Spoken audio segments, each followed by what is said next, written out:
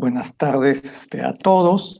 Bienvenidos a esta nuestra segunda sesión de este taller sobre análisis factorial confirmatorio y su uso en R.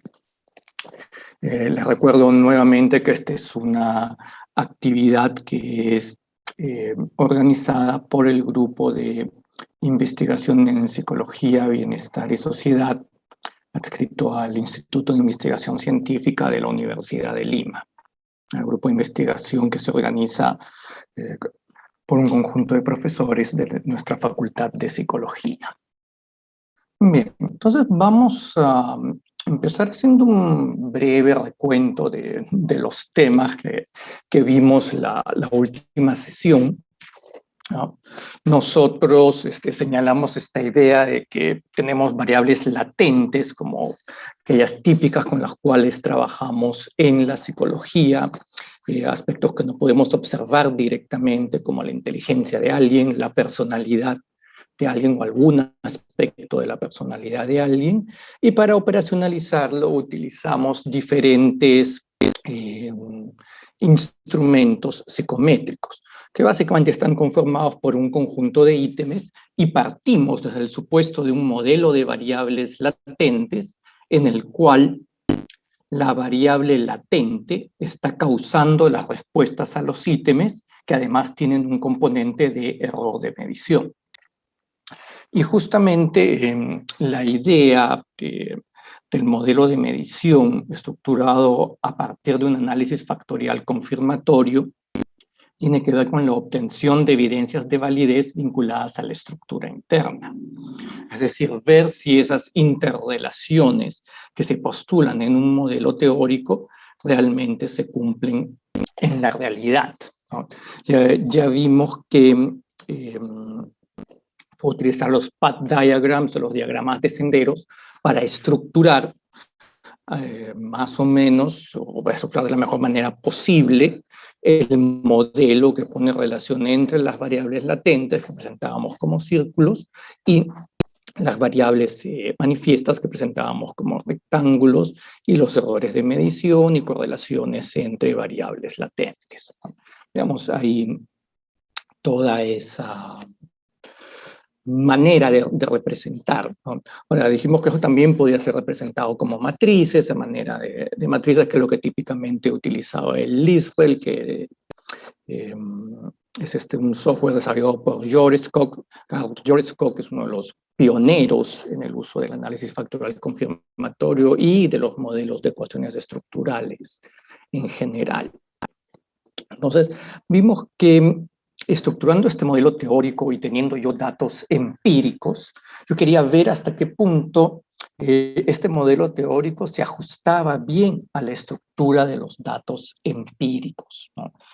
Cuán bien podía reproducir las matrices, ¿no? Porque había una entrada, un insumo para el software que señalamos que era una matriz típicamente de varianzas y covarianzas, pero que en el caso de variables ordinales sobre todo, que es lo que pasa con las respuestas a los ítems, lo que nosotros tenemos es una transformación a a correlaciones, matrices de correlaciones, sean tetracóricas o policóricas, y trabajo con diferentes métodos de estimación que parten del supuesto de la ordinalidad de la variable observada. Porque en sus inicios, cuando recién nació, como les comentaba yo, los modelos de ecuaciones estructurales nacieron para trabajar con variables observadas con un nivel de medición de intervalo. Bien, entonces, entre los diferentes aspectos, nos señalamos que uno tenía que tener suficiente información en la matriz de varianzas y covarianzas para poder estimar adecuadamente los parámetros del modelo, que eran esos valores desconocidos, entre otros las cargas factoriales y las varianzas de error. Y bueno, vimos que había maneras de calcular y que eso tiene que ver con la cantidad de grados de libertad. Se necesitaba grados de libertad, que es la diferencia entre la información disponible y la cantidad de parámetros a estimar. y necesito por lo menos un grado de libertad para poder evaluar el ajuste del modelo, ¿no? Y vimos algunas aproximaciones a cómo ver esto de los grados de libertad. Y con esto, cada una vez que definía que se podía ajustar un modelo y ver su ajuste, a veces trataba con el software de probar el modelo, pero me daba mensajes como estos de matrices no definidas positivas.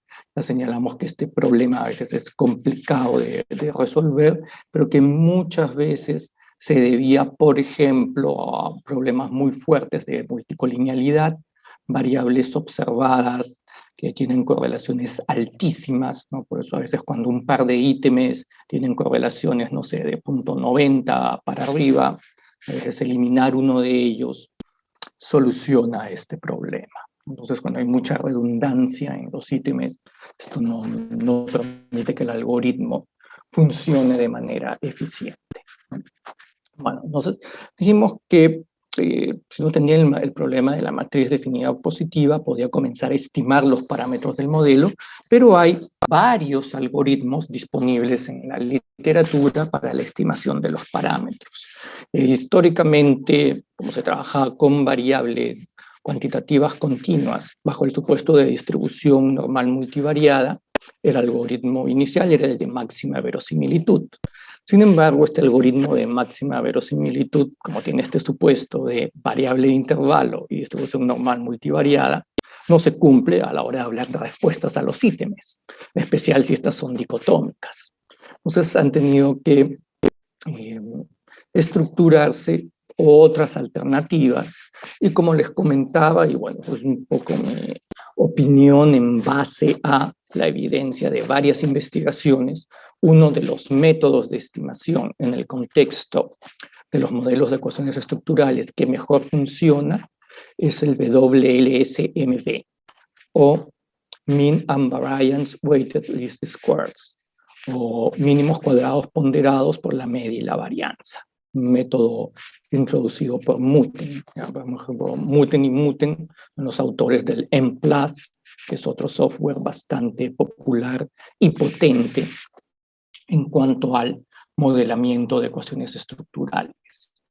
Lo bueno es que el M+ tiene su contraparte gratuita en la filosofía del open source, en la filosofía del R, y ese es el software Laban, que es el que vamos a utilizar ahora para demostrar cómo correr algunos modelos básicos, ¿no?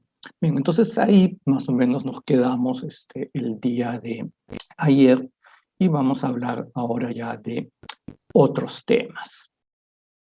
Completar la teoría y de ahí a ir a la práctica, a mostrar unos cuantos scripts que se los voy a pasar, un script, una base de datos de ejemplo, para poder hacer algunas pequeñas cosas con el Laban. Bien, entonces, como decíamos ayer, una vez que tenía mi base de datos depurada, una base de datos limpia, aquí hay un tema que muchos de estos métodos, cuando hay valores perdidos, o sea, no se ha respondido a un ítem, no funcionan bien. Hay métodos para trabajar con valores perdidos, pero lo mejor es tener siempre matrices completas. Bueno, una vez que tengo mi matriz de entrada o mi base de datos completa,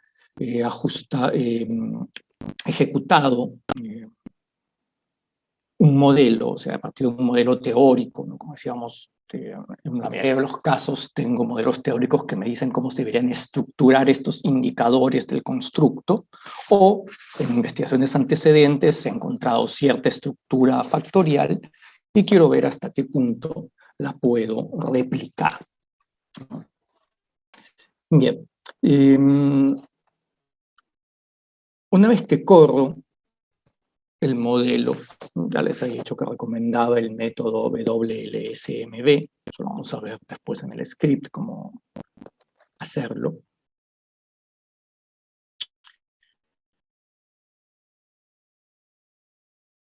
tengo que ver yo el ajuste del modelo. Es decir, ¿este modelo teórico es congruente con estos datos o esta estructura de los datos? O sea, en mis datos observados hay una estructura.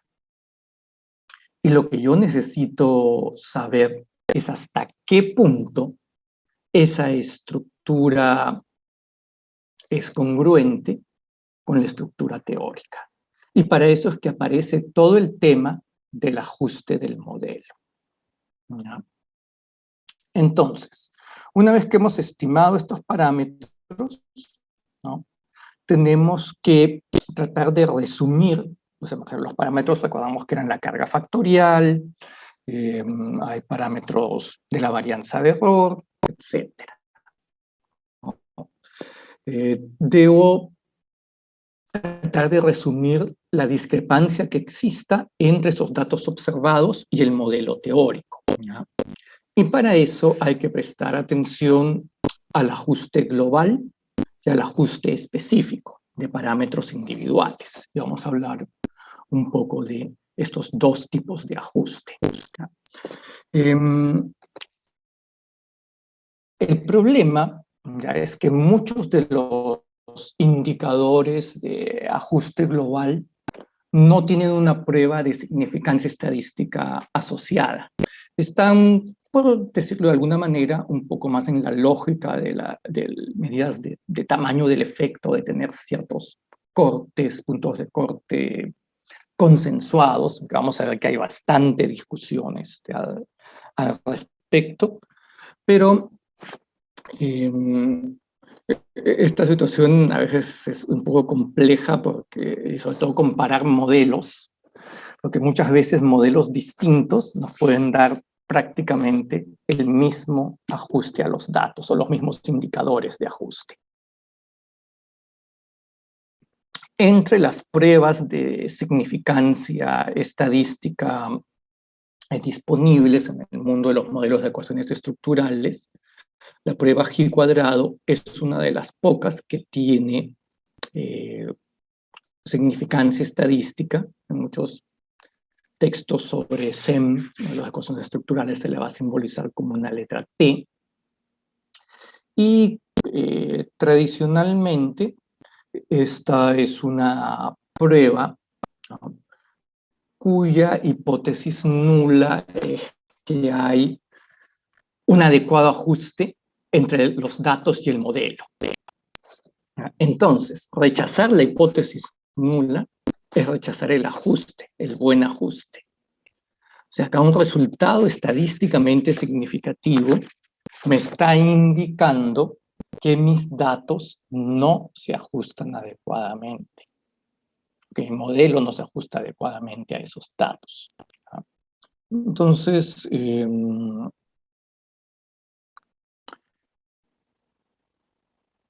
es una prueba de hipótesis, pero asume la normalidad multivariada, ¿ya?, y por lo tanto, o sea, se originó trabajando con métodos como el de máxima verosimilitud y el de los mínimos cuadrados generalizados, ¿ya? El problema, o el gran problema con este indicador de ajuste, es que es bastante sensible al tamaño de muestra.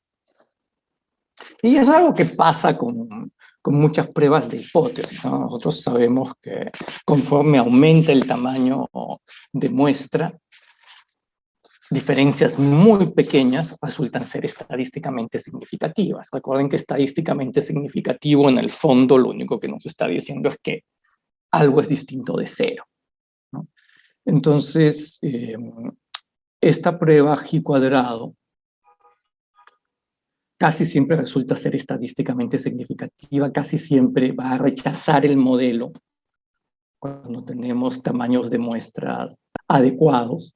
Claro, uno puede decir, bueno, trabajo con una muestra pequeña y así ya no me complejizo con el G cuadrado. No, trabajar con una muestra pequeña me va a traer problemas de potencia, errores estándar muy grandes en los parámetros, entonces no es esa una buena idea. Además, es una prueba sensible a las desviaciones del supuesto de normalidad. Esto lleva a que en la práctica casi no se utilice la prueba G cuadrado, o sea, se la reporta, es tradicional reportarla, pero por sí misma nunca es utilizada para tomar la decisión sobre el ajuste de un modelo. Se consideran otros elementos, ¿ya? Por si acaso, y esto lo menciono brevemente, como les había dicho, que la G cuadrado es sensible al supuesto de normalidad. Cuando se viola el supuesto de normalidad multivariada, existen correcciones al valor de G cuadrado, trabajados por Satorra y Ventler, y también hay otra modificación de Joan y Ventler a la prueba G cuadrado. Entonces, si uno quiere trabajarla con estos contextos, hay estas alternativas. Bien. Los otros indicadores de ajuste del modelo, que hay una gran cantidad disponible en la literatura, no vamos a hablar de todos, ¿no? Se utilizan más y se utilizan en conjunto. Después vamos a ver una propuesta de un autor de cuáles son los indicadores que él recomienda, pero igual hay mucha controversia en el mundo del análisis factorial confirmatorio sobre cuáles son los indicadores e incluso sobre cuáles son los puntos de corte adecuados para esos indicadores. Estos indicadores de ajuste tienen diferentes bases de cálculo, se basan en modelos saturados, modelos independientes en los cuales no hay ninguna relación entre variables, algunos corrigen por la cantidad de casos, corrigen por los grados de libertad, por la cantidad de parámetros, en fin, hay una serie de perspectivas y todo como una gran variedad de indicadores de ajuste, y muchos de ellos fluctúan entre 0 y 1, ¿no? Siendo 0 una falta total de ajuste y 1 un ajuste perfecto, ¿no? Pero como les decía, hay mucha subjetividad o hay mucha visión tipo receta de cocina, de pensar que hay valores como que son los aceptados y esos deben ser. Y estoy pensando en Hu y Ventler, pero bueno, vamos a hablar de eso un poquito más adelante. ¿Qué indicadores de ajuste existen? Por ejemplo, el Goodness of Fit Index, el GFI, el Adjusted Goodness of Fit Index, AGFI, el Root Mean Square Residual Index, que en general estos indicadores, ¿ya? Van a ver las diferencias entre la matriz de varianzas y covarianzas observada. Yo tengo una matriz, ¿no?, con mis datos, y tengo una que yo puedo reproducir en función a los parámetros del modelo. O sea, utilizando los parámetros del modelo yo reproduzco una matriz. Y la idea es ver cuán cercana es la matriz empírica con la matriz que se reproduciría a partir del modelo que estamos tratando de ajustar. Y con eso vamos a poder ver el ajuste global del modelo, vamos a poder ver la comparación de modelos, vamos a poder ver también algunos indicadores vinculados a la parsimonia del modelo. Bien, entonces vamos a hablar un poco de algunos indicadores de ajuste. El GFI, ¿ya? Básicamente, ¿qué es lo que hace? Una discrepancia al cuadrado, ¿ya?, de los valores, ¿ya?, que encontramos en la matriz observada y la matriz reproducida dividida entre las variables, ¿ya? Entonces, es un indicador que está orientado a medir qué porcentaje de la varianza o covarianzas observadas podría ser predicho a partir de la matriz reproducida. ¿Ya? El problema de este índice, que es relativamente popular, es que cuando hay muchos grados de libertad, o sea, cuando tengo que estimar muchos parámetros libremente, y tengo una muestra relativamente pequeña, ¿no? Hay un sesgo en la estimación de este Goodness of Fit Index, ¿no? O este índice de bondad de ajuste. Por eso se le aplica una corrección que se conoce como AGFI, que es Adjusted Goodness of Fit Index, que lo que hace es tomar los grados de libertad del modelo relativos a la cantidad de variables y con eso hace un ajuste, ¿ya?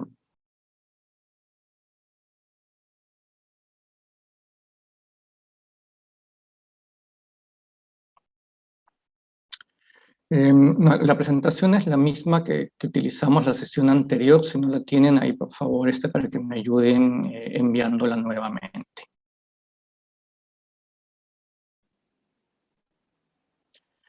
El índice RMR, ¿ya? Básicamente utiliza la raíz cuadrada de esas diferencias elevadas al cuadrado entre la matriz observada y la reproducida, ¿ya? Lo bueno es que este es independiente de la escala de las variables observadas. Entonces, no importa que las variables tengan distintas métricas, que estén medidas en escalas diferentes, ¿no? El problema es que al no estar estandarizado, al tener esta dependencia, no se pueden generar como puntos de corte y decir, bueno, esto es un valor mínimamente aceptable. Por eso es que aparece una versión estandarizada de este coeficiente, o Standardized Root Mean Residual, que lo que hace es la estandarización de una matriz de varianzas y covarianzas es una matriz de correlaciones, ¿no? Entonces, en el fondo, lo que está haciéndose acá es como analizar la diferencia y la discrepancia entre la matriz de correlaciones reproducida a partir del modelo teórico y la matriz de correlaciones empírica. Ver cuánta discrepancia hay.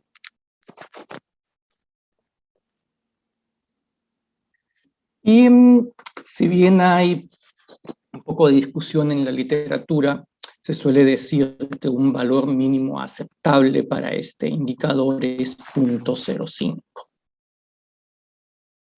Pero un valor máximo aceptable, perdón. O sea, pues, mientras más pequeño es el valor, es mejor, porque mientras más pequeño, está implicando que la discrepancia entre la matriz observada y la reproducida es más pequeña. Hay un mejor ajuste. Entonces buscamos valores más pequeños posibles en este indicador.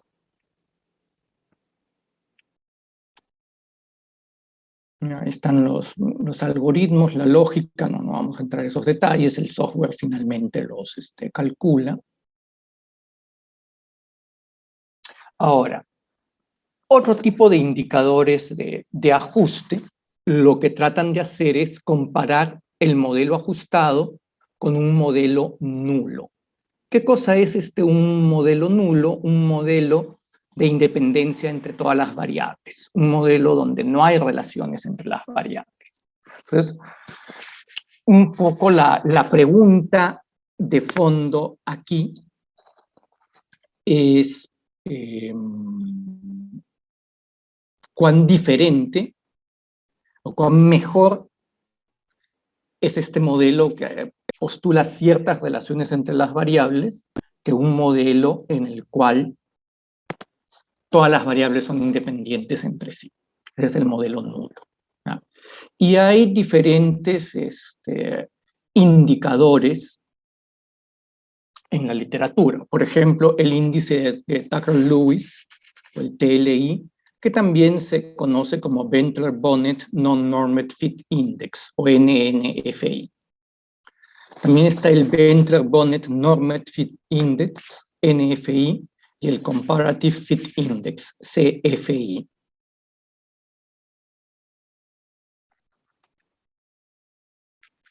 De todos estos índices, McDonald y Marsh hicieron una investigación en el contexto de los experimentos Monte Carlo y llegaron a la conclusión de que conforme aumentaba, que en las muestras finitas, solamente el NNFI y otro índice que no es muy conocido, que es el RNI, no presentaban sesgos, por lo cual ellos, entre todos estos, recomendaban el uso del NNFI o el TLI. Lo van a encontrar en la literatura con esos dos nombres, ¿no? Tucker-Lewis Index o Non-Normed Fit Index. Cualquiera de los dos nombres es válido. ¿No? Ahí están un poco la lógica, y como ven, están basados en las diferencias entre los valores de G cuadrado, ¿no? Se basan en el G cuadrado. Pero bueno, todo esto acá lo va a calcular el software, ¿no?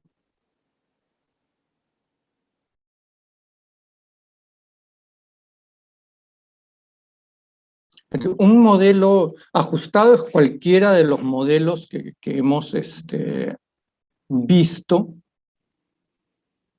es el modelo teórico. Por ejemplo,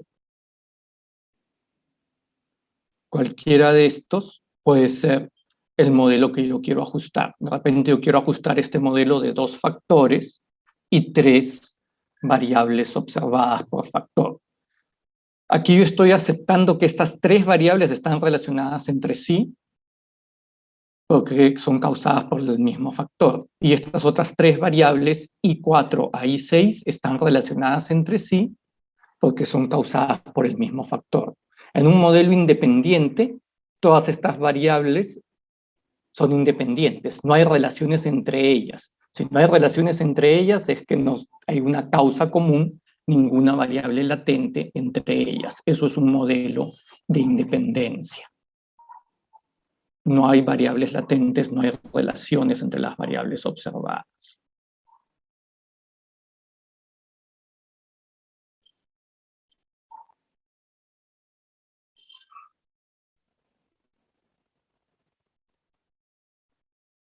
Es lo mismo, el modelo nulo es este de acá, el modelo en el cual no hay relaciones entre variables. Aunque depende del contexto, porque en otros contextos el modelo nulo significa otra cosa, pero es un modelo sin información.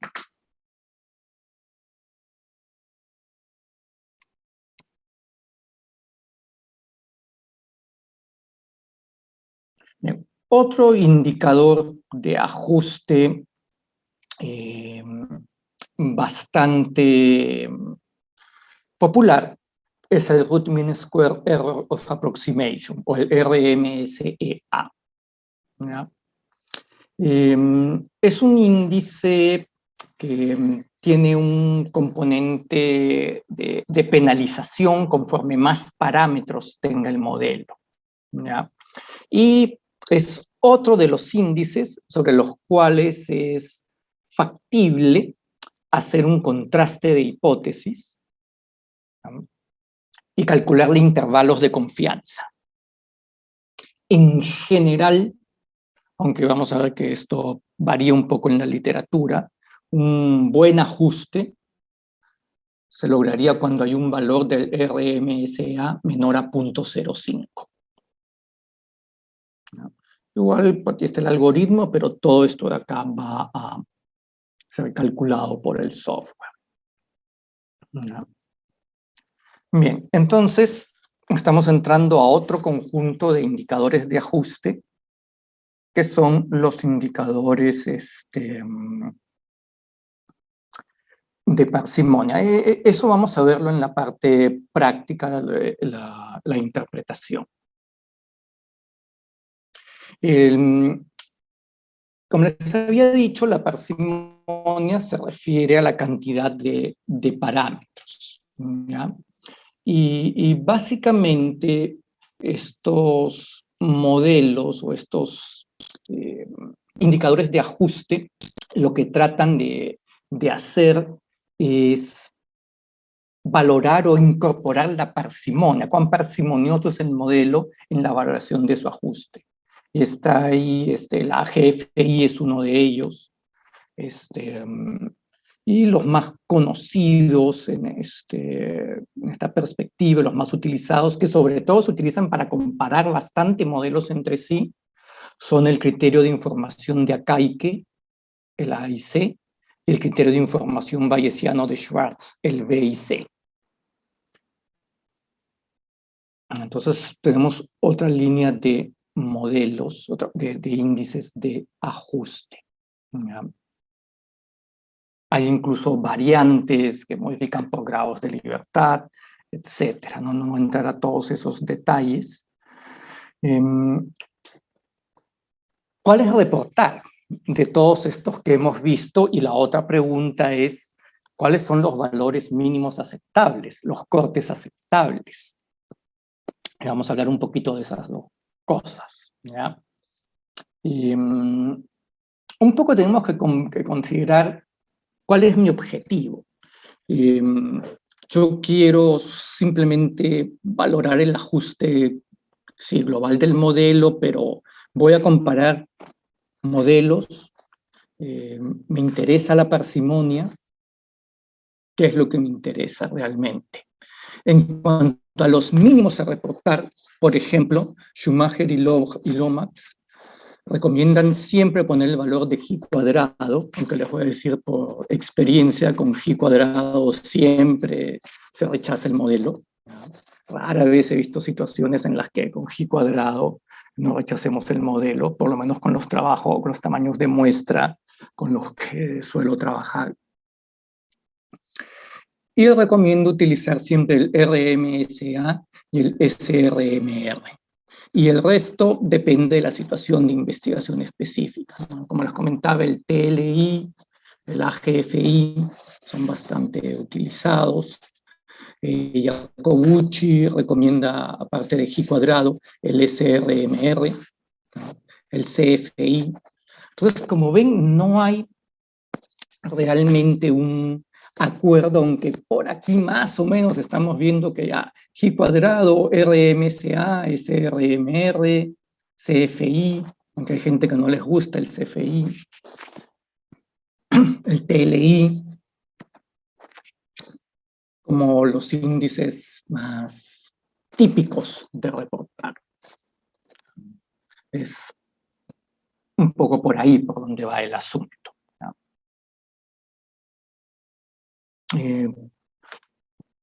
¿Cuáles son los puntos de corte recomendados para esos índices? Y aquí viene una investigación clásica, que es prácticamente la más citada cuando uno pone puntos de corte a diferentes indicadores. Y es la de Huy-Bentler de 1999.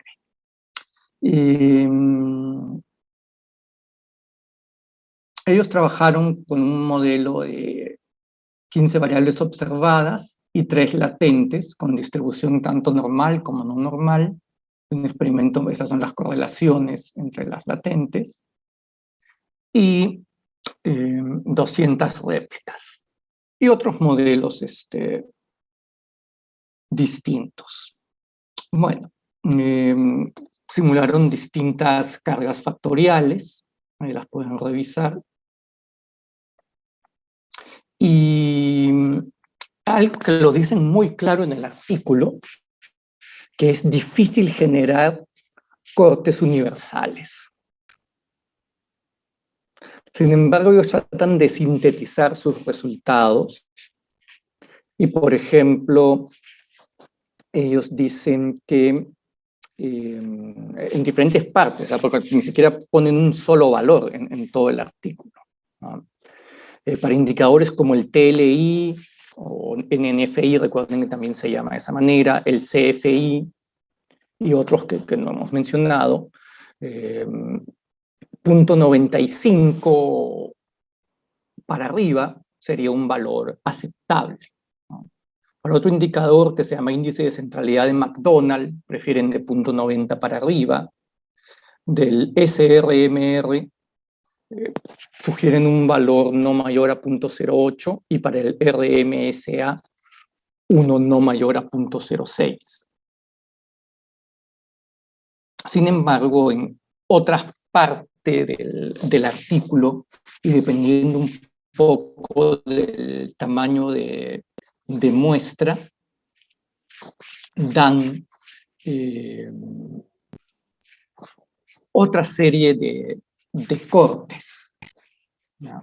Y en la literatura van a aparecer una serie de cortes, ¿no? Pero más o menos, por ejemplo, algunos dicen que habría un problema, ¿no?, de ajuste, o sea, el modelo no sería un buen modelo, por ejemplo, si el TLI es menor que 0.95 y el SRMR mayor a 0.06, o sea, si se combinan estas dos cosas, ¿no? O si se combinan estas dos cosas. O sea, por una estrategia de observar dos índices, y cuando esos dos índices están en esa situación se rechaza el modelo. Entonces eso lleva a poner una serie de recomendaciones, ¿no? Incluso hay otras partes en las cuales aquí ponen esto como ajuste moderado para indicadores como el RMSA. En otros textos aparece 0.08 como un ajuste moderado, mientras que de 0.05 para abajo ya como un buen ajuste, ¿no? Y entre 0.05 a 0.08 moderado, ya más de 0.08 un mal ajuste, ¿no? Algunos utilizan esas clasificaciones para el SRMSA.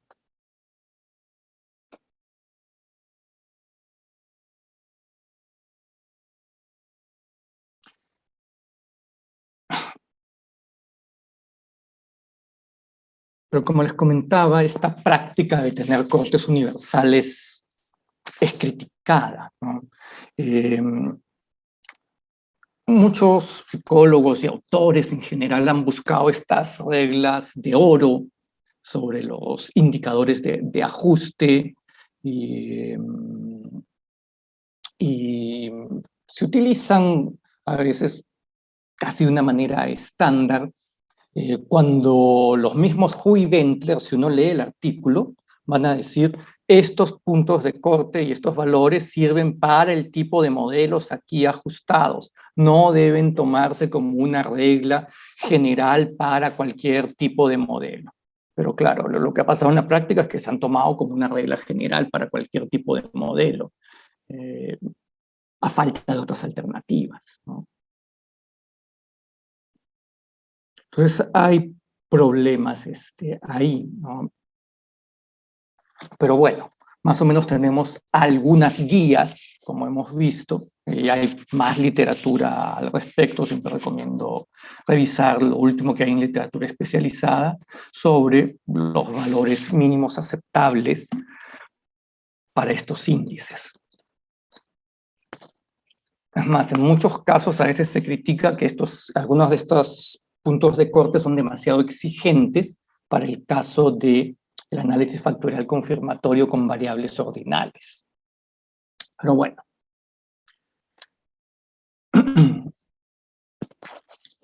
Una vez que ha valorado el ajuste global, también hay que ver qué pasa con los parámetros individuales. O sea, recuerden que son las cargas factoriales. Por ejemplo, hay que ver si son estadísticamente significativas, considerando una prueba de hipótesis clásica, ¿no?, que básicamente el ratio del valor del estadístico en función a su error estándar, ¿no?, y ver la significancia estadística de esto. O sea, en otras palabras, contrastar la hipótesis nula referida a que el valor de ese parámetro en la población es cero, ¿no? y generalmente para estas pruebas de hipótesis se asume la distribución normal, porque los datos, las latentes, provienen de una población con distribución normal, y bueno, para librarme de ese supuesto puedo utilizar técnicas de bootstrapping, por ejemplo. ¿Ya? Ahora, no solamente hay que considerar si el parámetro es estadísticamente significativo, también tengo que considerar si ese resultado del parámetro es congruente con la teoría. O sea, si el modelo teórico predice un signo positivo a ese parámetro y yo tengo uno negativo estadísticamente significativo con un buen tamaño del efecto, entonces hay que revisar qué cosa podría estar pasando, ¿no? Y también hay que ver si es un valor consistente, esperable del parámetro, según lo que pueda haber en investigaciones antecedentes, ¿no? Y bueno, si uno va a hacer otro tipo de investigaciones, también ver la invarianza del parámetro, ver si este valor del parámetro se replica en otras poblaciones, ¿no? O en subpoblaciones de la misma muestra.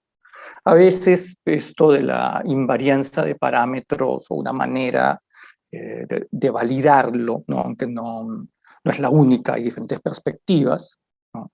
Es una validación cruzada, dividir la muestra de manera aleatoria en dos, ajustar el modelo en esas dos submuestras y, bueno, analizar con eso la invarianza, porque eso sería una invarianza por lo menos dentro del grupo, ¿no? Pero bueno, son diferentes estrategias, ¿ya?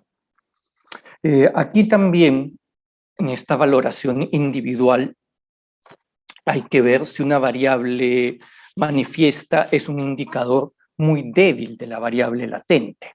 Como les comentaba, estas cargas factoriales, de alguna manera lo que nos están representando es la fuerza de la relación entre la variable latente y la variable observada. Entonces, no es un tema solo de ver si el parámetro es estadísticamente significativo o no. Ya les he dicho que con una muestra demasiado grande, casi cualquier valor es estadísticamente significativo.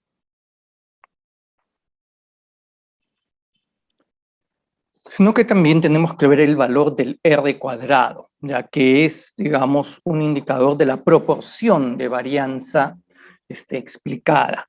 Y se recomienda que este valor de R cuadrado, que ahorita vamos a ver en el software cómo obtenerlo, sea mayor a 0.2. Y si es menor de 0.2, pues entonces esa variable observada no es un buen indicador de esa latente. Bien. No sé si hasta aquí sobre este tema hay alguna duda, alguna pregunta.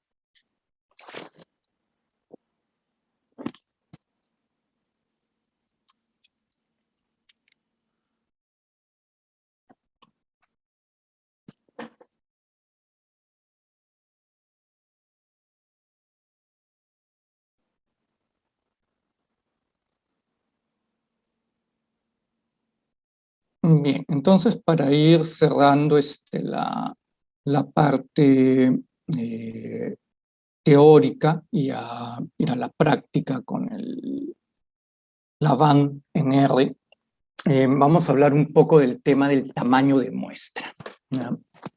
Este es un tema complejo también, lleno de muchas controversias en el mundo de los modelos de ecuaciones estructurales.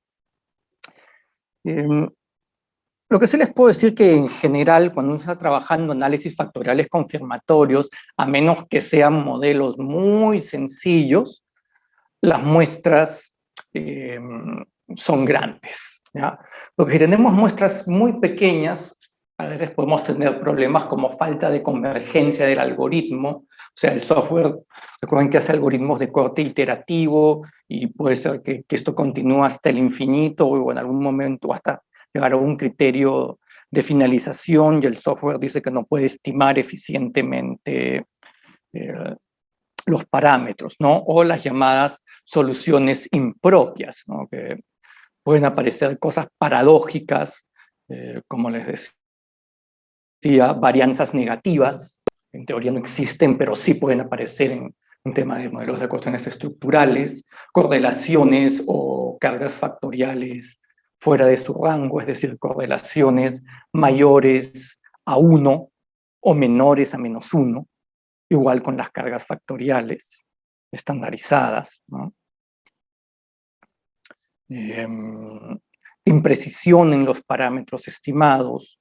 Una muestra pequeña también tiene poca potencia estadística y nos puede dar índice de ajuste inadecuados, ¿ya? Entonces, necesitamos un buen tamaño de muestra, pero ¿cuánto es un buen tamaño de muestra? Y lamentablemente, a veces en el mundo del análisis factorial confirmatorio se replica lo del exploratorio, que aparecen en recetas de cocina o reglas que no son óptimas, ¿no? Como decir, no, mira, sabes que tienes que trabajar por lo menos con 1000. 1000 es el número mínimo, o 300 es el número mínimo, o 10 casos por variable. Ese tipo de recetas de cocina, ¿no?, o rule of thumb, como se suelen llamar en inglés, no tienen una base estadística, ¿ya?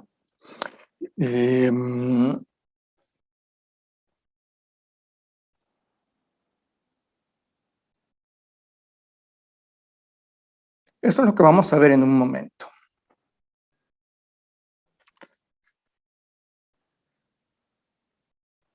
Entonces, ¿cómo definir el tamaño de muestra de una manera más sólida, más allá de estas recetas de cocina, ¿ya? Más allá de estas recetas, ¿no?, para calcular el tamaño de muestra, tengo que considerar qué modelo concreto es el que voy a ajustar. O sea, para un modelo de 2 factores, con 6 observadas por cada factor, necesitaré un tamaño distinto que para un modelo de 3 variables latentes con 12 observadas en cada factor. Entonces, distintos modelos van a requerir distintos tamaños de muestra, ¿ya?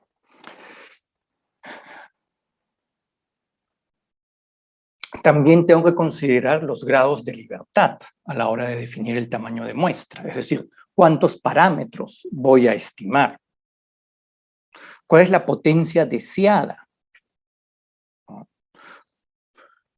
cuán confiables creo que sean mis indicadores, si mi diseño es de corte transversal o longitudinal, se ajusta o no se ajusta al supuesto de normalidad multivariada, qué tipo de estimador voy a utilizar.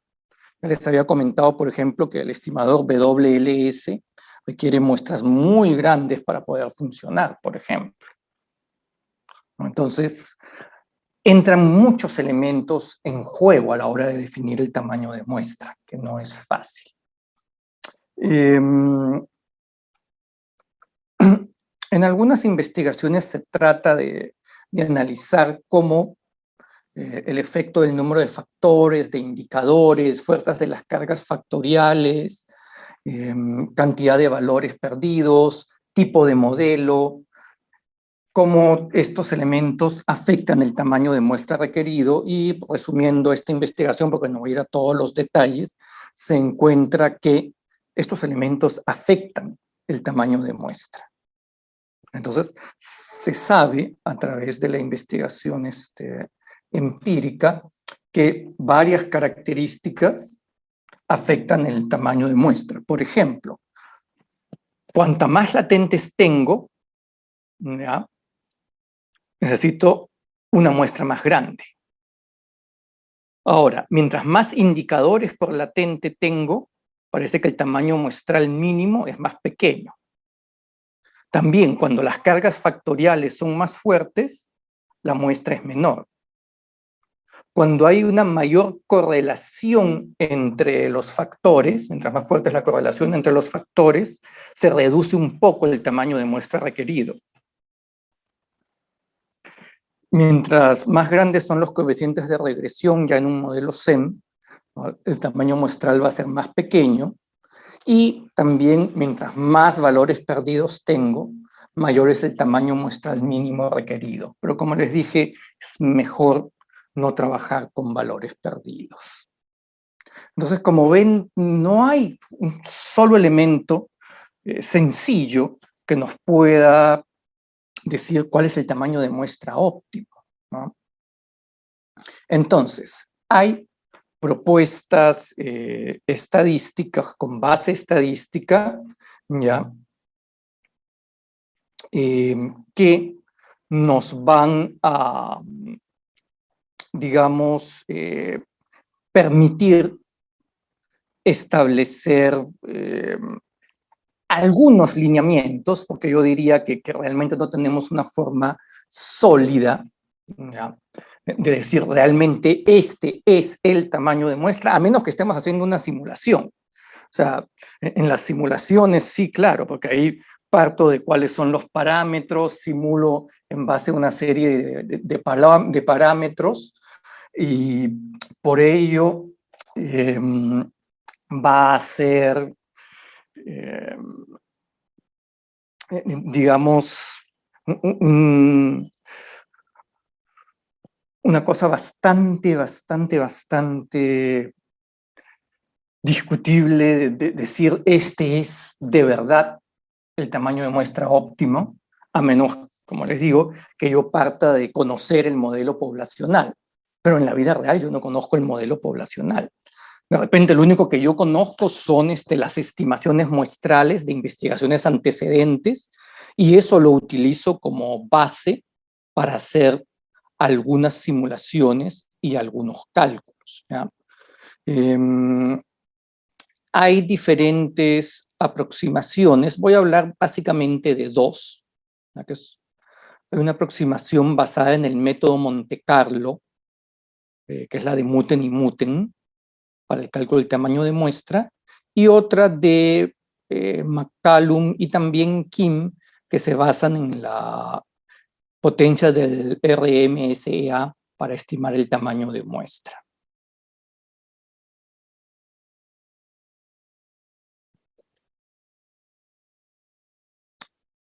Ya, bueno, el método de Satora y Sarris no me voy a detener acá. Quiero hablar un poco del método Monte Carlo, ¿ya? A ver.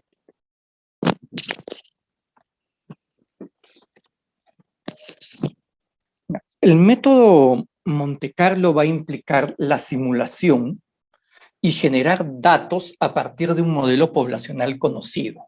Como yo ya les dije, no hay modelos poblacionales en sí. Tenemos aproximaciones con investigaciones antecedentes, ¿ya? Entonces, ¿qué es lo que yo podría hacer? Asumir más o menos que esos parámetros obtenidos en investigaciones antecedentes son los parámetros poblacionales, y generar a través del método Monte Carlo diferentes muestras, estimar los parámetros con diferentes tamaños de muestra, ver cuál es el sesgo, el error estándar, y básicamente en función a mi error deseado, o sea, cuál es el intervalo de confianza mínimo que deseo para cada uno de estos parámetros, ir ensayando con distintos tamaños muestrales hasta encontrar aquel que me produce para él o los parámetros de mayor interés, porque a veces uno no hace esto con todos los parámetros, a veces uno se centra en uno u otro parámetro, y de esta manera definir el tamaño de muestra. Estoy haciendo, sé que una sobresimplificación terrible de lo que es hacer un experimento Monte Carlo, pero no es ahorita el objetivo explicar todo lo que implica el método Monte Carlo. Pueden buscar información en el mismo artículo de Muten y Muten, les recomiendo leerlo si quieren ver un poco más de esta perspectiva, ¿ya?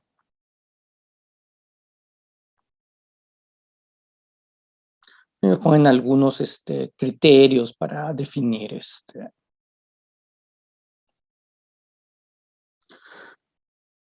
Ahora, el problema, ¿no? Como les decía, es que uno puede tener o debe tener un modelo inicial con valores de esos parámetros, a veces tomados de investigaciones antecedentes, pero no tenemos realmente una garantía de que esos sean los parámetros o las mejores estimaciones, ¿no? Y obviamente aplicar este método requiere conocimientos estadísticos y computacionales mucho mayores, ¿ya? Pero bueno, en el M+ hay scripts para trabajar esto y se pueden llevar fácilmente a la van. Alguna vez yo los traduje de M+ a la van. Bien. La otra manera de calcular el tamaño de muestra tiene que ver con el contraste de hipótesis del RMSA.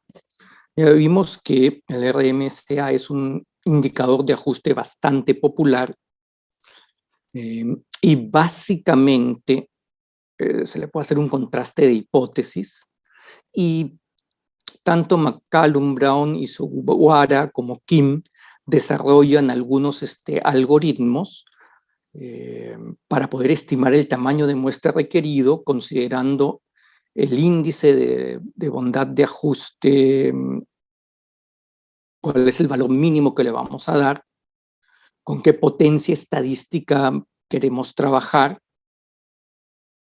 y también los grados de libertad del modelo. ¿No? Con toda esa información, uno puede utilizar cualquiera de estas páginas web para poder hacer un cálculo con base estadística del tamaño de muestra. ¿No? Aquí solamente da una mirada muy general, no he querido detenerme en estos temas porque nos demoraría bastante tiempo, tranquilamente podremos pasarnos las 2 horas solamente hablando del tema del tamaño de muestra, pero sí quiero dejar 3 ideas, sí, digamos 3 ideas claras, ¿no? Una, que no hay una receta mágica sobre el tamaño de muestra, ¿ya? 2, el tamaño de muestra depende de muchas cosas, depende de la complejidad del modelo, la cantidad de variables observadas por latente, la correlación de las latentes, la magnitud de las cargas factoriales, el cumplimiento del supuesto de normalidad, el tipo de estimador que voy a utilizar, entre otros. Y la tercera, que hay alternativas con una base estadística más sólida para calcular el tamaño de muestra requerido. Una de ellas es el uso del método Monte Carlo de Muten y Muten. A mí me parece la mejor, pero es más compleja, requiere muchos más conocimientos y herramientas computacionales, por lo cual estas alternativas de Kim y de McCallum y Browne me parecen aceptables. Y bien, al final van a encontrar todas las referencias utilizadas. Entonces quiero abrir acá nuevamente un espacio para preguntas, para poder interactuar un poco. Voy a ir colgando el script de la van y un archivo con el cual voy a hacer las demostraciones y bueno, si ustedes quieren ya en este momento o en otro, pueden replicarlo. A ver, acá hay otra pregunta de Hugo. ¿A qué se refiere la alusión a una población en este caso? Si fuera a la población de una inferencia, digamos, la población de un distrito, a partir de una muestra, digamos, 500 encuestados, entiendo que sería necesario tomar en cuenta que rara vez la muestra provendría de un muestreo aleatorio simple y entonces tendría que usarse muestras de diseño complejo, por ejemplo, estratificado. ¿Qué consideraciones habría que tomar en cuenta para el tamaño de muestra con estos fines, más allá de los tamaños necesarios para la convergencia en sí de los algoritmos? Bien, bueno, entonces, a ver, volviendo a este tema de la inferencia de la población, justamente el tema es que yo voy a tener un error estándar en la estimación de cualquier parámetro. Entonces ahí yo tengo que definir cuán grande es ese error estándar y cuánto error estándar estoy dispuesto a soportar. Y ahí no hay una respuesta única, universal a cuál es el tamaño mínimo del error estándar. Habría que analizarlo en cada una de las situaciones. ¿Ya? Y es cierto que hay una finalidad de lograr un tamaño de muestra que me garantice el ajuste, que me garantice una buena recuperación de la matriz poblacional. Pero también puedo yo querer hacer inferencias a la población y efectivamente para eso tengo que considerar hasta cuánto de error estoy dispuesto a tolerar. Mientras mayor sea el tamaño de muestra, estaría mejor para el ajuste del modelo. No, digamos, lo puedes valorar mejor, ¿ya? Ahora, eso no quiere decir que si un modelo no ajusta bien, al aumentar el tamaño de muestra vas a lograr que ajuste. No, o sea, si el modelo está mal especificado, por más que vayas aumentando el tamaño de muestra, eso no va a solucionar el problema de una mala especificación. ¿Ya? Pero, digamos, mientras mayor sea el tamaño de muestra, sí vas a poder evaluar de mejor manera el ajuste. Ahora, una cosa sí muy importante, recordemos que el hecho de que este modelo ajuste bien a los datos no quiere decir que este modelo sea verdadero. O sea, simplemente es un modelo que resulta útil para explicar a los datos y a veces uno puede encontrarse en situaciones en las cuales dos modelos diferentes presenten un buen ajuste a los datos. Entonces, nosotros no estamos demostrando la validez del modelo. O sea, decir que un modelo ajusta no quiere decir que el modelo es válido, que el modelo es verdadero, simplemente que el modelo, bueno, es compatible con los datos, es útil para explicar estos datos. O sea, de ninguna manera estamos demostrando la verdad de un modelo. ¿Ya? Bien. No sé si es que hay algo más, si no ya paso a demostrar y ver un poco cómo es la salida, cómo funciona esto del Laván. A ver, hay algunas, a ver, ¿qué tipo de procedimiento existe para evaluar el modelo de modos homólogos a lo que sería una validación cruzada? Pues para una validación cruzada, una regresión, se puede hacer la validación del modelo con datos de entrenamiento y prueba. Sí, sí hay algunas perspectivas que trabajan así. Por ejemplo, el tema de la validación cruzada se trabaja bastante en el contexto del CFA. Eh, Básicamente parten la muestra en dos y se puede trabajar con esas dos mitades, ¿no? Partidas de manera aleatoria y ver los ajustes, estructuras de los modelos, si es que son similares en los dos subgrupos. Incluso se puede aplicar una estrategia que se conoce como análisis multigrupo para ver la invarianza de los parámetros en esas dos muestras aleatorias. Es una manera de hacerlo, ¿no?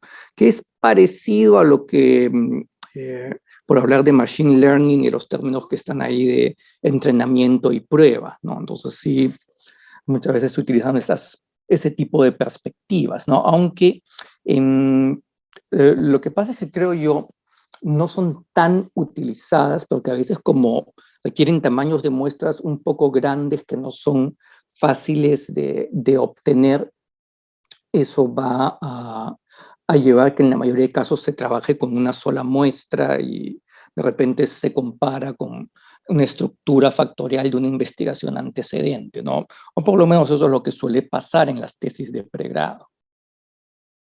Bien, entonces voy a ejecutar acá algunos scripts básicos de R para ver algunos modelos básicos. Voy a ir explicando paso a paso la sintaxis. Em, Aquí obviamente estamos asumiendo que hay conocimientos básicos de R. Bien, ya se debería estar viendo mi RStudio. A mí me gusta trabajar mucho con el RStudio. Yo le encuentro una serie de ventajas. Bueno, si a alguien le gusta trabajar con el R básico, con algún otro gestor, no hay problema, pero yo sí recomiendo, yo me he acostumbrado bastante, me acomoda el RStudio. Y aquí tengo el RStudio. Como ustedes saben, el R como lenguaje y entorno computacional, ¿no? Que me permite hacer una gran cantidad de análisis, no solo del CFA como estamos viendo ahora, sino que tiene muchísimas cosas, funciona con paquetes, librerías. Son como módulos independientes, ¿no? Que uno tiene que instalarlos para poder utilizar los comandos que a su vez ejecutan diversos algoritmos, ¿no? En este caso, vamos a utilizar dos librerías. En realidad, solo necesitamos una para la ejecución básica, que es la VAN. La VAN es la librería de R para trabajar con modelos de ecuaciones estructurales. Me parece muchísimo más potente. Hay otra en la VAN, perdón, hay otra en R que se llama SEM, pero la VAN a mi gusto es definitivamente mejor, ¿ya? Y bueno, este SEMplot solamente lo vamos a utilizar para generar unos gráficos. No es muy flexible, permite hacer algunas cositas. Igual lo vamos a mostrar, ¿ya? Entonces,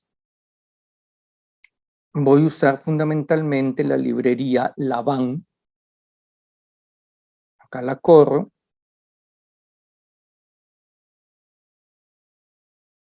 Y voy a cargar esta librería Semplot también.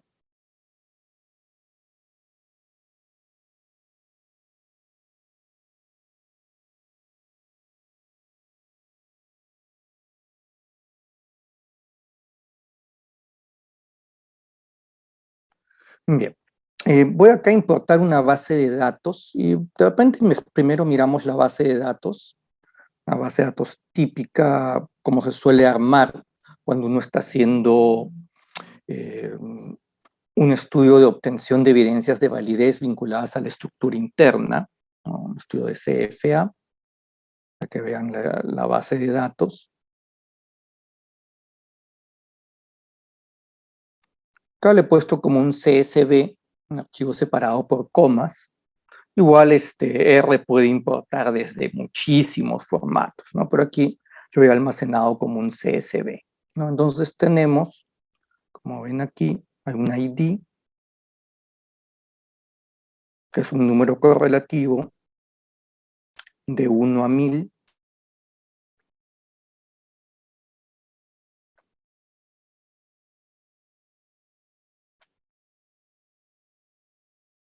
Y aquí respuestas a ítems, ¿no? Que he puesto 15 de ejemplo. Y bueno, una escala que va de 0 a 4, o sea, son respuestas a ítems tipo Likert, ¿no? Con una escala de 5 puntos, ¿no? Totalmente en desacuerdo, desacuerdo, neutral, acuerdo, totalmente de acuerdo, ¿no? Son unos datos solamente de ejemplo para ver cómo funciona el software, ¿no? No pensemos en un constructo en particular, ¿no? Bueno, ahí están las respuestas, aquí no hay valores perdidos, todo está completo, ¿no? Es una base de datos completa.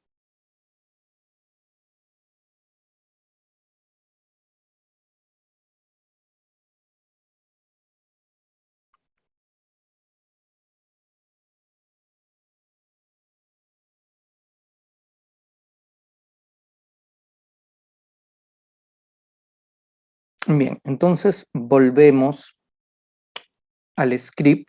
Lo primero que estoy haciendo acá es leer el archivo, o sea, read CSV. ¿No? Saben que el tema del R, ¿no? Es que es básicamente comandos de sintaxis, pero bueno, aquí estoy cargando esa base de datos, ¿no? Y me dice que hay 1000 observaciones de 16 variables, ¿no? La puedo editar para verla.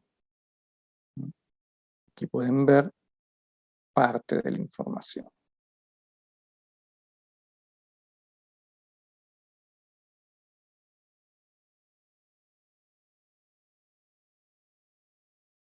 Lo mismo que acabamos de ver, ¿no?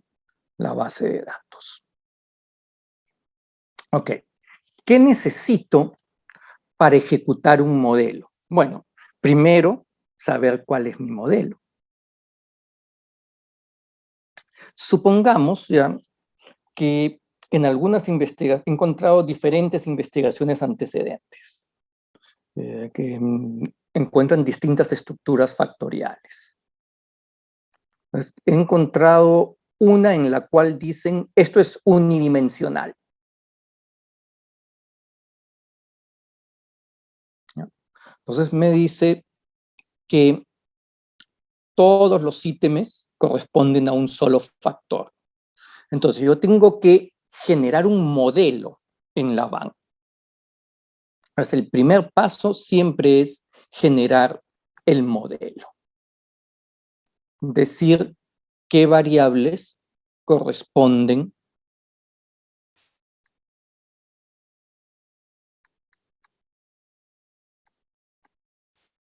lo voy a acomodar así un poquito para que se vea mejor algunas cosas, después los otros los voy a dejar como están.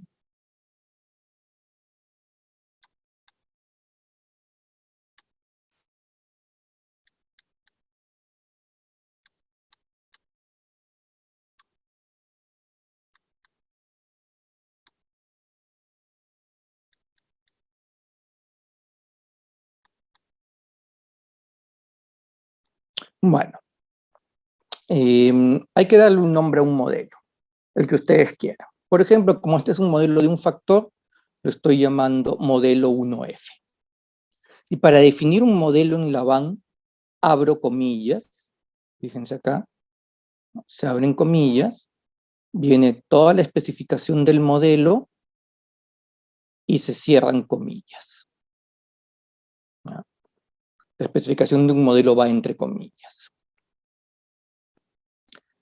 ¿Cómo estoy especificando el modelo? Bueno, necesito darle un nombre a la latente. Acá podría poner yo cualquier nombre. Simplemente he decidido llamarlo F1. El nombre que decido ponerle es F1, por factor 1. Podría ponerle Uni, podría ponerle Juan al factor si quiero, le puedo poner cualquier nombre. Este símbolo, ¿ya?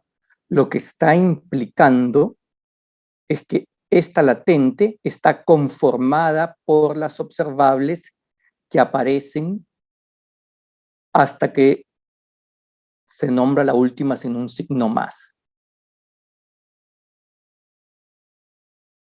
Entonces, con esta parte, el igual más el signo de negación, estoy indicando el factor 1, la latente 1, corresponde a las observables ítem 1 más ítem 2 más ítem 3 más ítem 4 más ítem 5, etcétera. Fíjense que hay un más, y aquí ya no viene ningún más porque aquí ya terminé y cierro las comillas.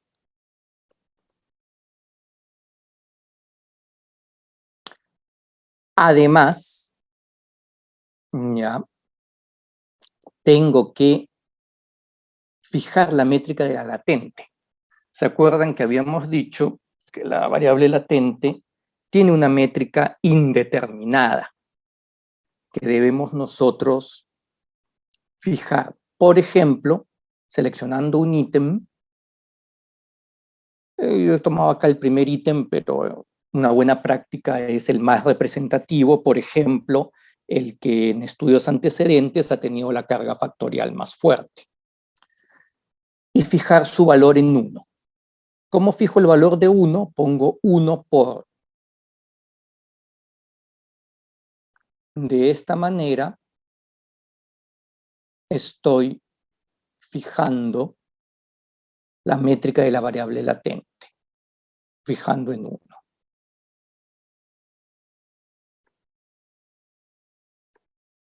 Listo, ahí está el modelo. Fíjense aquí, se graba el modelo. Luego voy a grabar en un objeto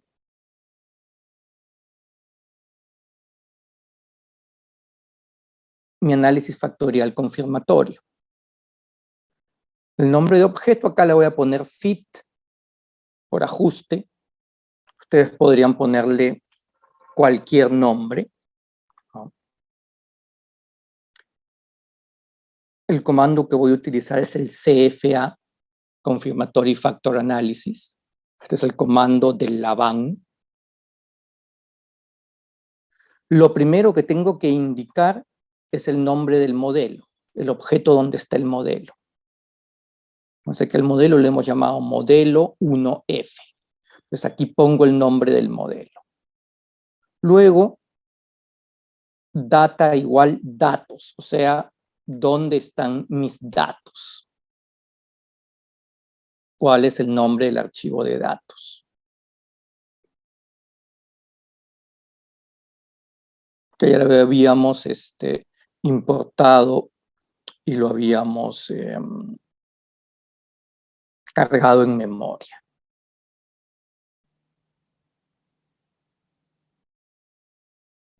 Luego, y esto es algo que quiero que vean, a la hora que yo hablo datos, fíjense que todos aparecen como int, int, int, int. ¿Qué significa esto de int? Integer, que está entendiendo a estos como una variable entera. Es como que estuviese entendiendo que el nivel de medición es de intervalo. Y hemos dicho que las respuestas a los ítems tipo Likert no son una medida de intervalo. Entonces tengo que de alguna manera decirle, por si acaso, estos son datos ordinales. ¿Cómo se puede hacer esto? Hay dos maneras. Vamos a ver una de ellas. Diciéndole ordered y luego, ¿no?, ordered igual C, abro paréntesis, y entre comillas, el nombre de todas las variables.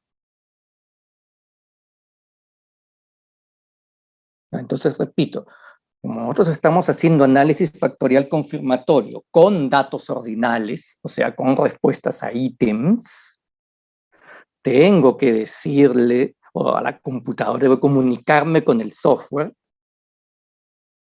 para que entienda que son datos ordinales. Eso lo hago con esta instrucción. Y finalmente le estoy diciendo que utilice como método de estimación el WLS-MV. Ya les comenté, este es el método de Muten y que en muchas investigaciones ha demostrado un muy buen funcionamiento. Entonces, con esto voy a ejecutar el modelo.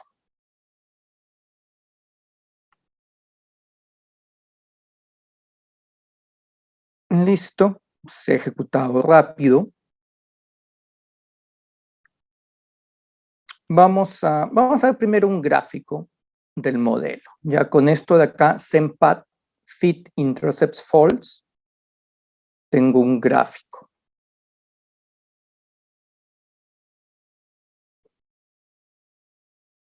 Y aquí está.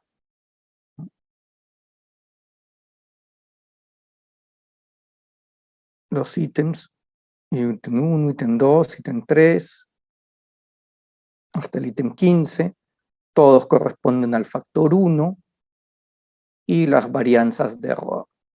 Esta línea punteada es la varianza de error y bueno, aquí está punteada porque esta es la que ha sido fijada.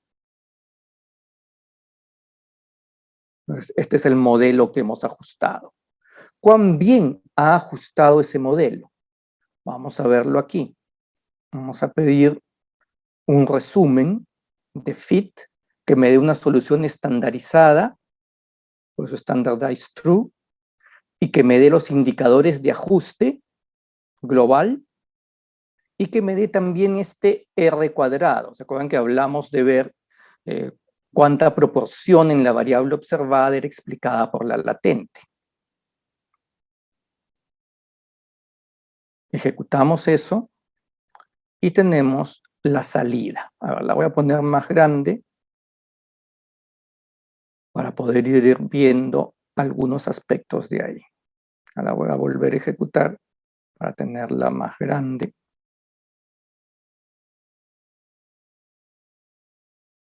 Listo. Bien, entonces esta es la salida, ¿no? Bueno, me dice la cantidad de parámetros, la cantidad de observaciones. Esto es el valor de G cuadrado. Y si ustedes se dan cuenta, hay una parte que dice estándar y otra parte que dice robusto. ¿A cuál parte debo hacerle caso? Como estamos trabajando con el método robusto, WLSMV es un método robusto. Entonces tenemos que leer la columna que dice robusto. Entonces, este es el valor de G cuadrado, que tiene 90 grados de libertad. Y como ven, el valor P calculado es menor a 0.001. Por lo tanto, rechazo la hipótesis nula. O sea, estaría diciendo que mis datos no ajustan, que el modelo no se ajusta bien a mis datos. Pero claro, es un tamaño de muestra grande, 1000, y hemos dicho que eso es problemático. Veamos el valor de otros índices de ajuste. Por ejemplo, el CFI, ¿cuál es su valor? 0.81. Dijimos que lo mínimo era 0.95. Entonces no ajusta bien. El TLI, 0.78. También habíamos dicho que lo mínimo era 0.95. El RMSEA, 0.146. Habíamos dicho que aquí lo ideal es que dentro del intervalo de confianza esté el 0.05. Y fíjense, para nada.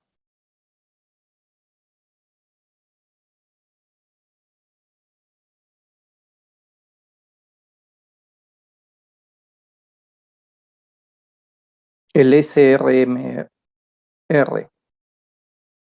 0.085. Y habíamos dicho que acá algunos autores ponen 0.06 como mínimo, otros 0.05.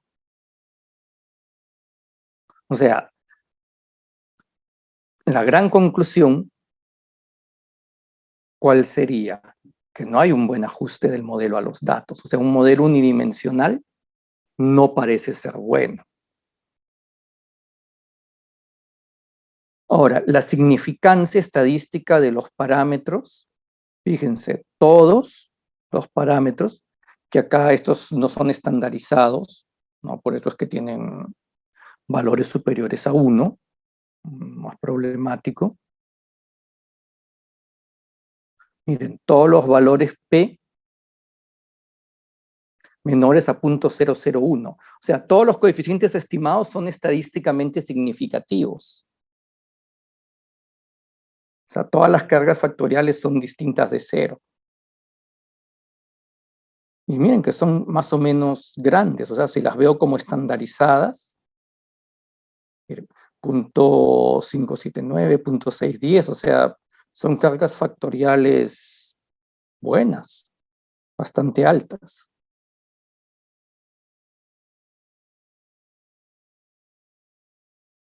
Pero el modelo no ajusta bien. Lo demás, lo que sale aquí son temas de los interceptos, ¿no? Como las variables han tenido que trabajarse como ordinales, esto no es tan importante. Y bueno, estos son los parámetros de umbral, ¿ya? de las variables categóricas. O sea, ¿qué es esto de los parámetros de umbral? ¿O cuál es la lógica, qué cosa hay detrás de esto? ¿Ya? Un poco la idea es que en la base de esa variable categórica hay una variable latente con distribución normal. Y ha sido truncada, cortada en segmentos, ¿ya? Esos umbrales son como los puntos en el continuo de una variable con distribución normal z en la cual se han hecho los cortes para generar las variables categóricas, ¿ya? Un poco esa es la idea de los umbrales. En la práctica no tienen mucha utilidad, ¿no? Bueno, este es las varianzas de error estimadas, ¿no? Las estimaciones de varianzas. La varianza estimada para la latente. Y estas son las varianzas de error estimadas.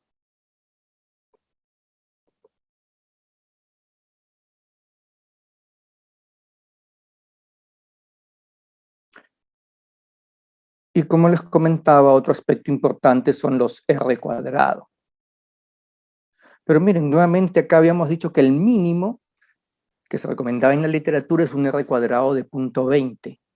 Y como ven aquí, todos los R cuadrados cumplen con el mínimo de 0.20. O sea, a nivel individual no parece haber un problema de ajuste, pero el ajuste global, ese sí ya no es bueno.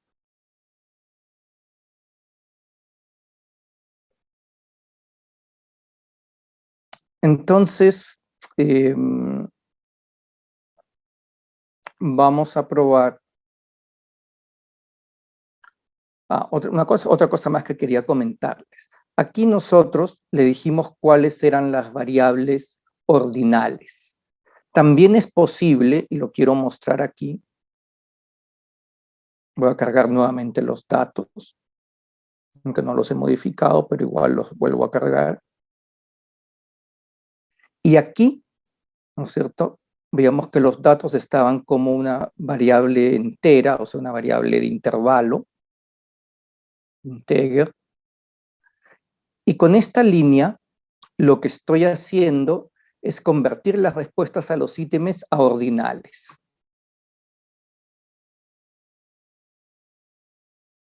¿Ven cómo se transformó? Ordinal, un factor ordinal.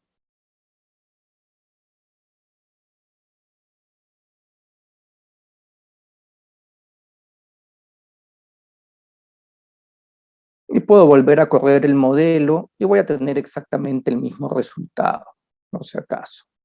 Ya son como dos maneras de hacer lo mismo.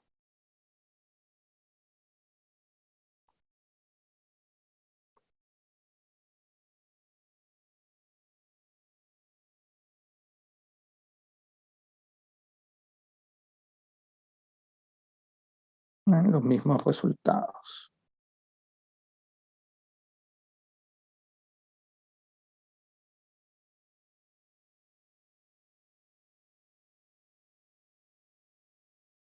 Bueno, entonces nuestro modelo de un factor no ajustaba bien. Supongamos que, vamos a borrar esto para que no genere ruido. Supongamos que hemos visto en otra investigación que ajustaban un modelo de dos factores y que nos decían, mira, los ítems del 1 al 7 cargan en el factor 1 y los ítems del 8 al 15 en el factor 2. Y para fijar nuevamente la métrica de los factores, tengo que poner este 1 adelante, ¿cierto? Entonces voy a correr un nuevo modelo.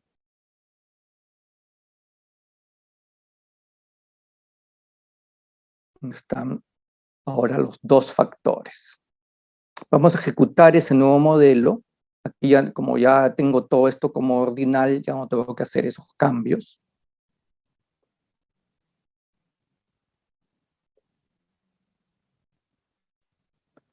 Vamos a pedir un gráfico para que lo vean. Ahí está el gráfico que estamos ajustando.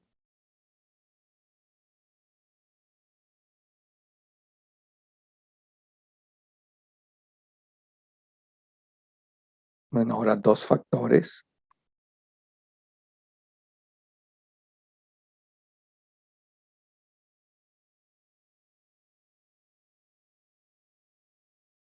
Y vamos a ver ahora los resultados del ajuste del modelo. A ver, ¿qué pasa ahora?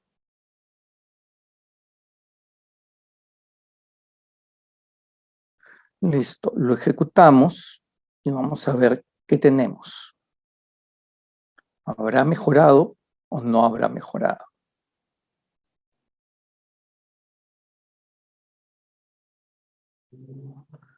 Bueno, ha disminuido el valor del G cuadrado, lo cual es bueno. Ha aumentado el valor del CFI, ha aumentado el valor del TLI, pero siguen sin pasar el corte. Ha disminuido el RMCA, pero sigue estando muy alto. Igual, el SRMR también ha disminuido, pero sigue estando muy alto. O sea, este modelo de dos factores parece que es mejor que el de uno, pero todavía no hay un ajuste satisfactorio. Igual vemos aquí, ¿no?, que todos los coeficientes son estadísticamente significativos. Vemos acá la covarianza entre los factores, también significativa.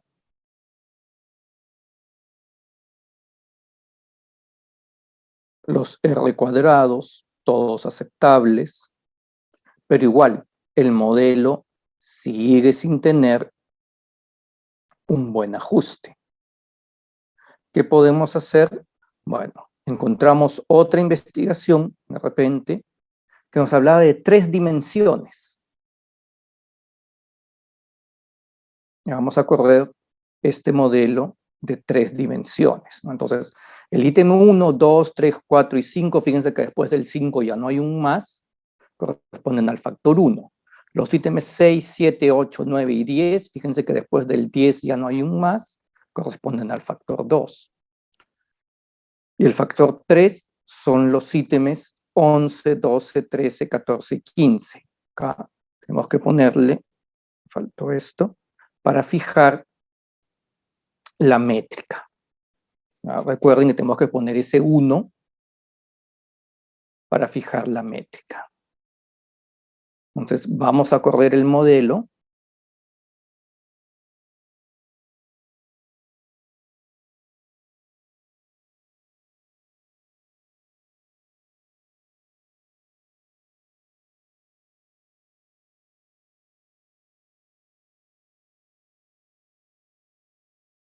Si queremos verlo gráficamente, vamos a copiar esto acá para poder verlo gráficamente.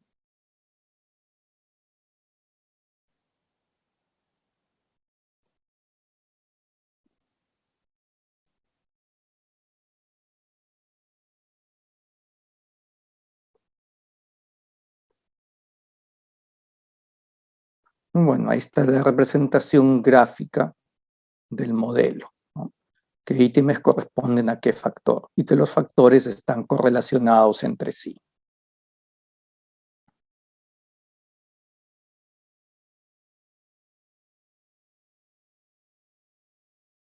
Vamos a ver qué ha pasado con el ajuste de este modelo de 3 factores. ¿Será mejor que los otros? A ver, veamos qué tenemos aquí.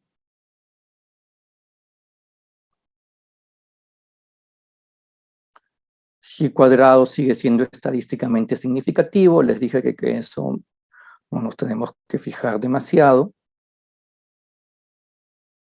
Igual el CFI no es lo suficientemente alto, el TLI tampoco, el RMCA no está bueno tampoco. Esto ha bajado, pero aún no es óptimo. Se han disminuido y subido estos indicadores. O sea, es mejor este modelo de 3 factores, pero todavía no es bueno. Entonces, ¿qué cosa puede estar pasando?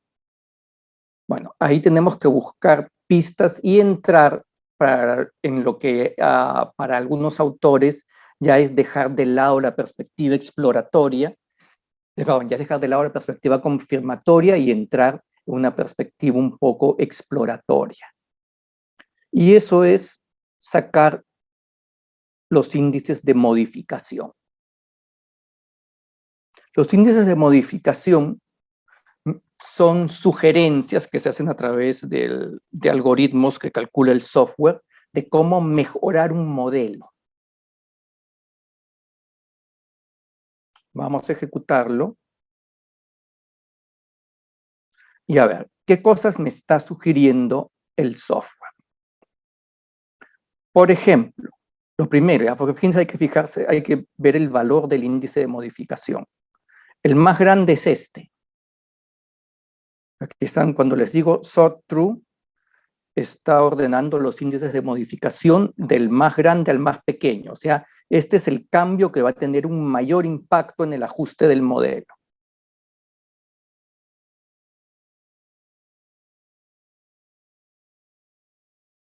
¿Qué me está diciendo? El ítem 6 corresponde al factor 1, pero yo en mi modelo tenía que el ítem 6 correspondía al factor 2. Supongamos que yo leo el contenido del ítem 6, leo los ítems 1, 2, 3, 4, 5, y me doy cuenta que pues el ítem 6 no tiene sentido. Va mucho mejor por contenido con los ítems 1 al 5 que con los ítems 7, 8, 9 y 10. Pero yo lo he analizado, o sea, no estoy haciendo modificaciones simplemente porque hay un número que me dice cambia esto. O sea, tiene que haber un motivo para ello.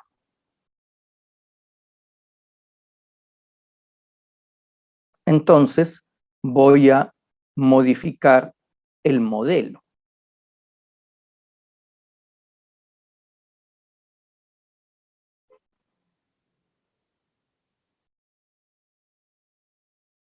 ¿Cómo voy a modificar el modelo? Bueno, ahora el ítem 6 lo voy a pasar al factor 1, el 2 va a quedar solamente conformado por el ítem 7, 8, 9 y 10, y bueno, el 3 por el 11, 12, 13, 14 y 15. Corremos el modelo.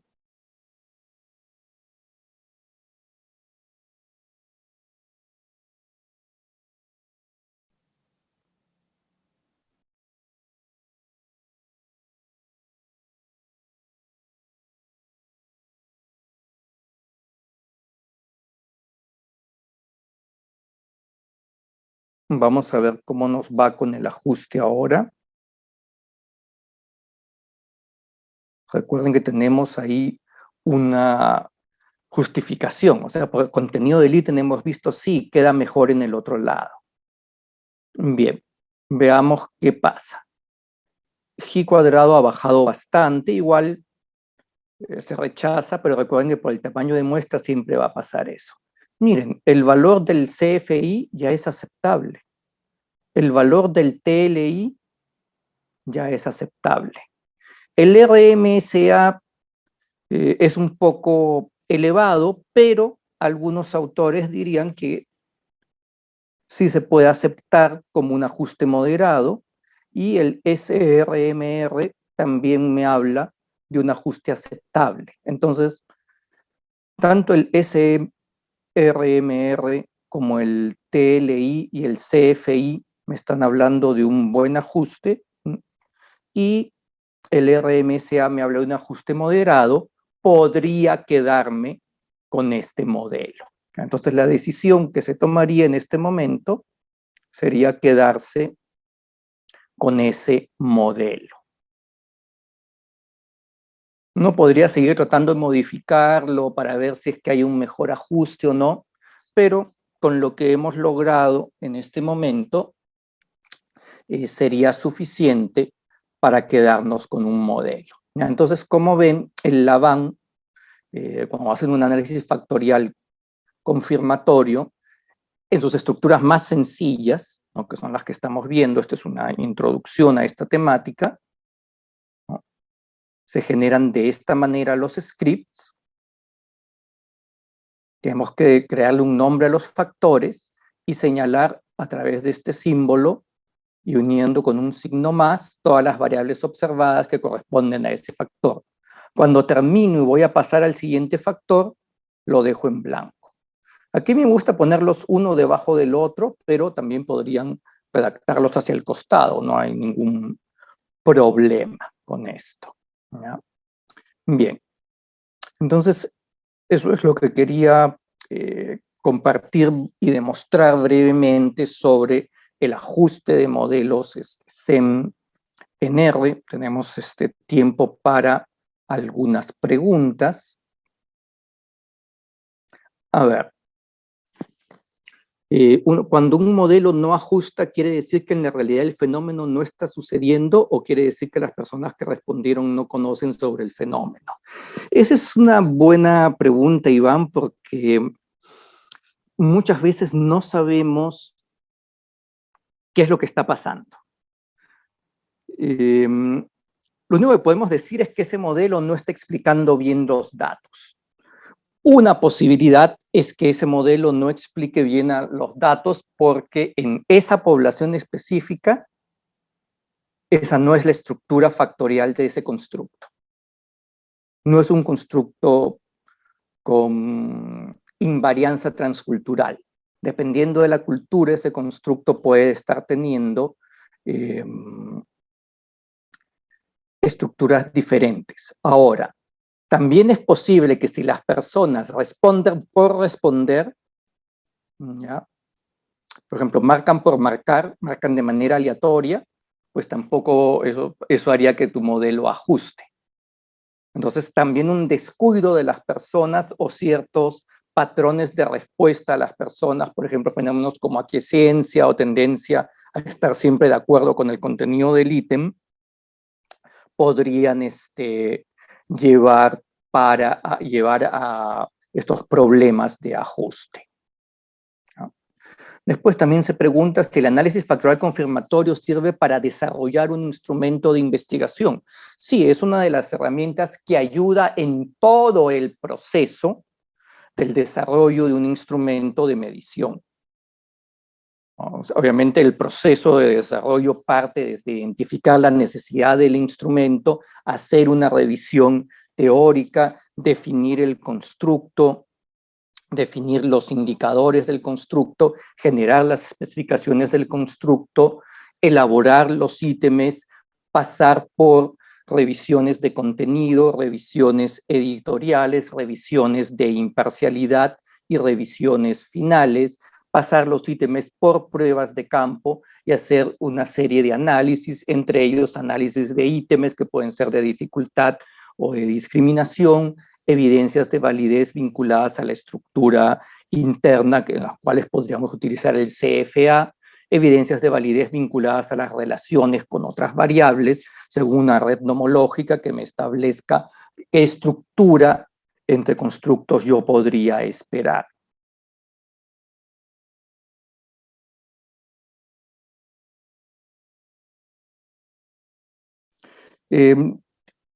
Hugo, sí, no sé si ggplot tenga alguna variante directa para, a través de un objeto de Laván, hacer el gráfico. Entonces, a mí me gusta utilizar semplot, pero por ejemplo, cuando en los papers que hemos publicado con algunos coautores, generalmente nada, lo dibujamos en Paint o en algo así, el plot, y le ponemos los números de manera manual, ¿no? Porque queda mejor. Pero creo que, por ejemplo, si no es un modelo muy complejo, yo creo que con ggplot te podría quedar algo con muy alta calidad, que hay un diagrama de senderos con muy alta calidad y mucho más flexible que el semplot, que no te permite acomodar mucho las cosas, ¿no? Entonces sí, a mí me parecería ggplot una buena alternativa.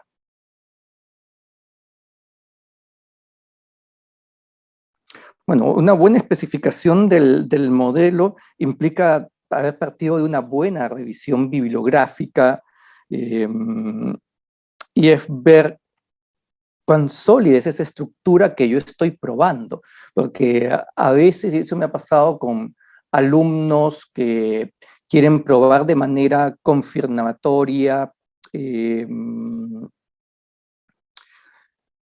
modelo, pero un modelo que lo trabajaron con una muestra no probabilística chiquita y que lo ajustaron y que bueno, pues tuvieron la suerte de que ajuste bien y ese es el modelo que quieren probar cuando hay otras investigaciones mucho más grandes que han probado modelos diferentes con evidencias sólidas. Yo iría por esa que tienen mayor soporte empírico, ¿no? Entonces creo que para especificar bien un modelo hay que tener una buena base teórica, conocer bien el constructo.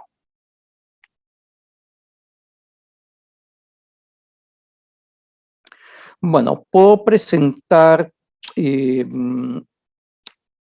un paper a una revista en el cual yo obtenga evidencias de validez de un instrumento basadas en la estructura interna, porque desde el enfoque moderno, que es el que está en los Standards for Educational and Psychological Testing, no existe la validez de un instrumento.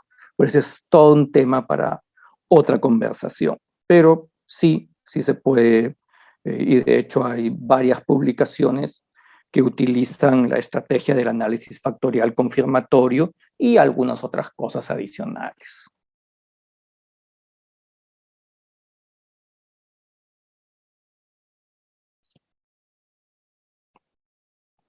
Bien, creo que ya con esto cerramos la sesión del día de hoy. Muchas gracias por su atención. Espero que esto haya sido de provecho de todos ustedes.